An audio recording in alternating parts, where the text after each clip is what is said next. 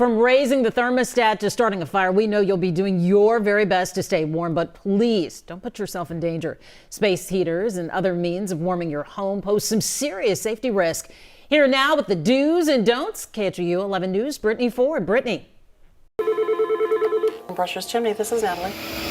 When temperatures drop, things get busy at Brusher's Chimney. Everything is booked up for this week. Everything, the cold weather has got everybody calling. A chimney cleaning and repair service. A lot of people are calling in. They're remembering what happened about 2 years ago when we had that huge freeze. Miriam Rosenbaum with Brusher's Chimney says there are steps you can take at home. One of the most important, making sure your damper or flue is open and cleared.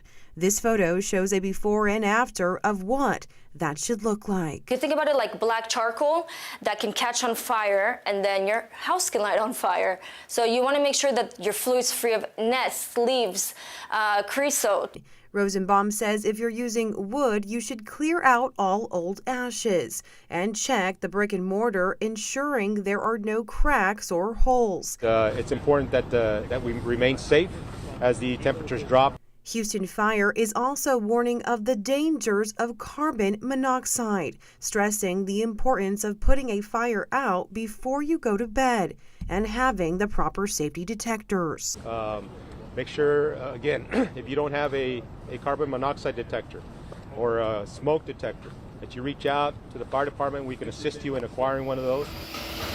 Rosenbaum says if you see or smell smoke coming into the room, it's time to call a professional. Brittany Ford, KHOU 11 News.